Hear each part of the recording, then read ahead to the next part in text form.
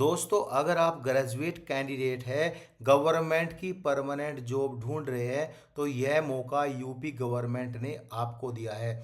चूंकि guys UP cooperative bank यानी उत्तर प्रदेश की सभी डिस्ट्रिक्ट में जितने भी कोऑपरेटिव बैंक हैं उनमें वैकेंसीज अनाउंस हुई है। इसके एप्लीकेशन फॉर्म 25 मार्च से लेके 15 अप्रैल तक फॉर्म फिल कर सकते हैं। लेकिन नेगेटिव पॉइंट ये है, इसमें एससी और ओबीसी कैंडिडेट जो उत्तर प्रदेश के हैं वही इलिजिबल है अप्लाई करने के लिए। एंड गाइस, कंप्लीट डिटेल इस वीडियो में वन बाय वन करके डिस्कस करूंगा। एग्जाम के बारे में भी बताऊंगा कितनी स्टेज में एग्जाम होगा। एंड गाइस, क्वालिफिकेशन को डिटेल्ड में डिस्कस करेंगे। ये जो वैकेंसीज आई है, मैनेजर की वैकेंसीज है, टोटल 7 वैकेंसीज है, कैटेगरी 1 की वैकेंसीज है।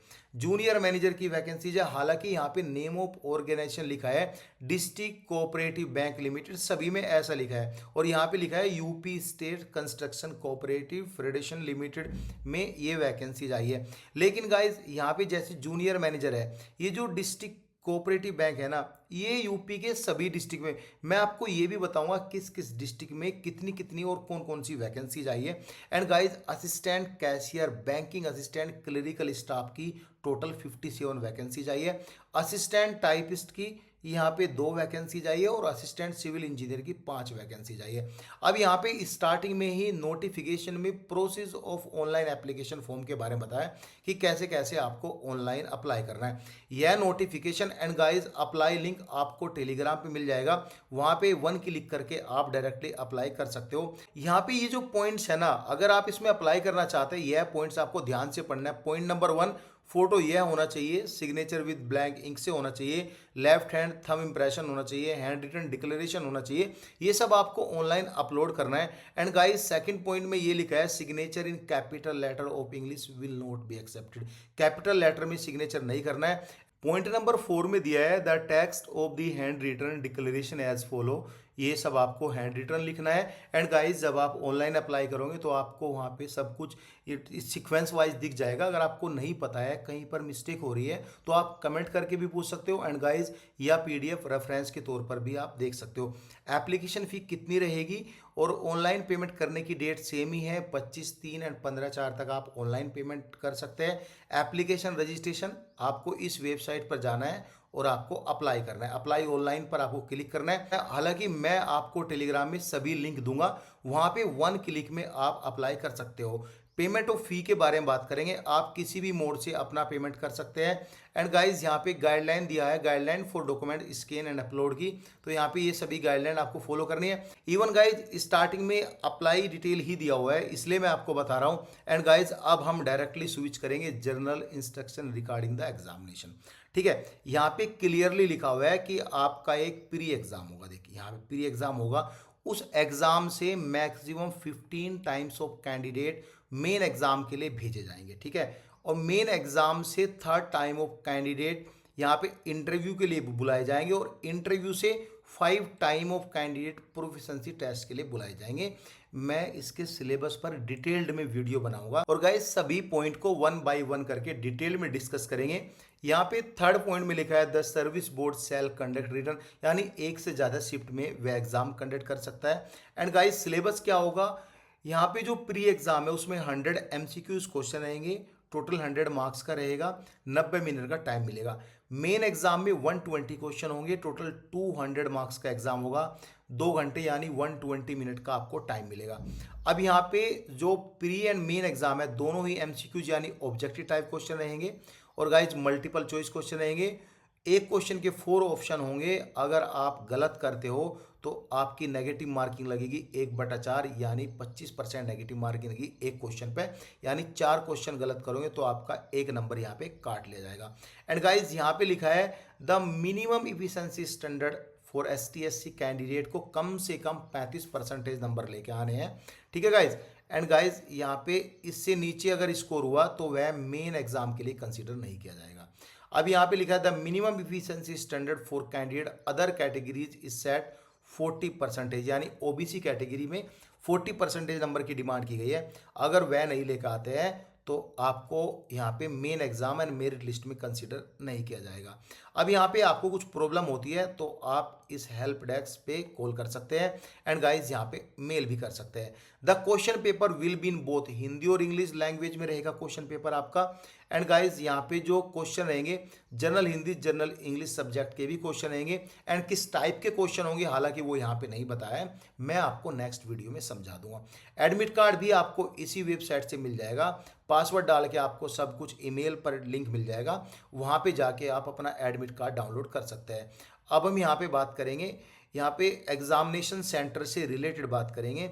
यहाँ पे ऐसा कुछ सेंटर बताया नहीं है, लेकिन ये बताया है सपोज करो यूपी में जो गाजियाबाद डिस्ट्रिक्ट है, नोएडा है, उस एरिया से ज़्यादा कैंडिडेट ने फॉर्म फिल किया तो उसी के नज़दीक सेंटर को अलॉट कर देंगे। यहाँ पे वही सब बताया गया है, यानी जिस डिस्ट्रिक्ट से जिस एरिया से ज़्यादा कैंडिडेट फॉर्म फिल करेंगे वही डिस्ट्रिक्ट में यहाँ पे बताया गया है। एंड गाइज देखो ये PWBD कैंडिडेट के लिए भी यहाँ पे कुछ दिया गया है, लेकिन यहाँ पे SC और OBC से बिलोंग करते हो तो जब भी आप इसका फॉर्म फिल कर सकते हो। Candidate who are not ready to be transfer और are not willing to participate in the delay process of conducting the examination will be immediately dismissed from the process, उसको डिसमिस कर देंगे अगर वह transfer के लिए रेडी नहीं होगा या फिर एग्जामिनेशन में कुछ डिले प्रोसेस में पार्टिसिपेट करता है। तो यही सब यहाँ पे बताया गया है।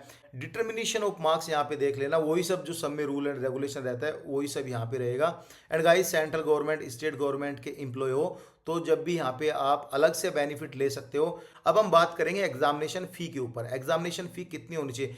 अगर आप OBC कैंडिडेट है उत्तर प्रदेश के तो आपको 500 रुपये देनी है।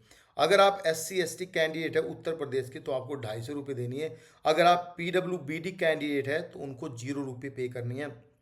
यहाँ पे जो पे कर रहे हैं SC को 250 रुपये, OBC को 500 रुपये यहाँ पे करना है। बाकी अदर कैंडिडेट की तो कोई वैकेंसीज है ही नहीं। अब बात करेंगे एज क्राइटेरिया के ऊपर। इसमें कम से कम आपकी 21 साल तो होनी ही चाहिए, 21 साल से ऊपर है। एंड गाइस 40 साल से नीचे है तो आप अप्लाई कर सकते हो। डेट आपकी काउंट की जाएगी 1 जनवरी 2026 से आपकी डेट काउंट की जाएगी। अब बहुत सारे कैंडिडेट प्रॉब्लम क्रिएट करते हैं कि हमारी डेट ऑफ बर्थ ये है, क्या मैं एलिजिबल हूँ अप्लाई करने के लिए? यहाँ पे क्लियरली बताया गया अगर आपकी 1 जनवरी 1986 से लेके 1 जनवरी 2005 के बीच का जन्म है, डेट ऑफ बर्थ है, तो आप एलिजिबल है अप्लाई करने के लिए। दिव्यांग कैंडिडेट जो BWD कैंडिडेट है 55 साल तक अप्लाई कर सकते हैं, यानी 1 जनवरी 1971 से पहले का बोर्न ना हो, उसके बाद का बोर्न हो तो आप अप्लाई कर सकते हैं। बाकी बची ST कैंडिडेट को छूट, उसमें आपको 5 साल की मिल जाएगी जो यूपी गवर्नमेंट मिलती है। एंड गाइज OBC कैंडिडेट को यहाँ पे 3 साल की छूट मिल जाएगी।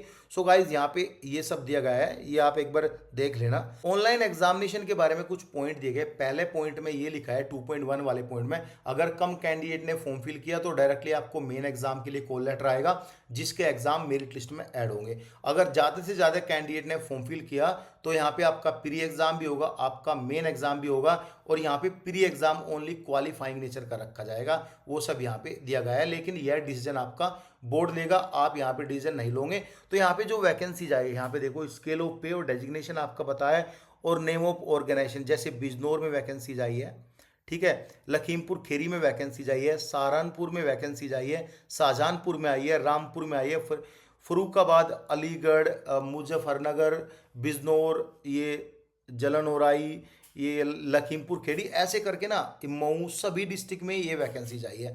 तो आप अपना प्रीफरेंस दे सकते हो। नंबर ऑफ वैकेंसीज यहाँ पे लिखा है, जैसे कैशियर की वैकेंसीज है, अगर हम बात करें बिजनौर में 5 वैकेंसी चाहिए, गाजियाबाद में 1 वैकेंसी चाहिए, मुजफ्फरनगर में 12 वैकेंसी चाहिए, यहाँ पे जो है ललितपुर में 1 वैकेंसी चाहिए, उन्नाव में 6 वैकेंसी चाहिए। तो आप यहाँ पे देख सकते हो किस में कितनी कितनी वैकेंसी चाहिए, कौन कौन से डिस्ट्रिक्ट बैंक यहाँ पे कवर किए गए। अब हम बात करेंगे क्वालिफिकेशन के बारे पे।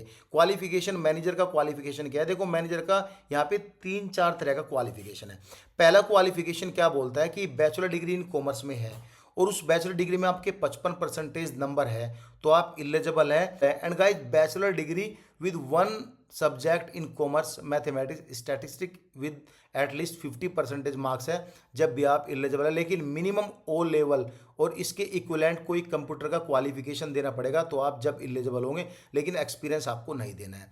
अगर आपने बैचलर डिग्री नहीं किया, कुछ नहीं किया, तो आपने BTech कंप्यूटर साइंस से किया है या BCA MCA किया है, उसमें 55% नंबर है, लेकिन तो आप इसमें एलिजिबल है अप्लाई करने के लिए। एंड गाइज आपने इसकी जगह BBA या MBA in banking finance HR में किया है, जब भी यहाँ पे अप्लाई करने के लिए एलिजिबल है।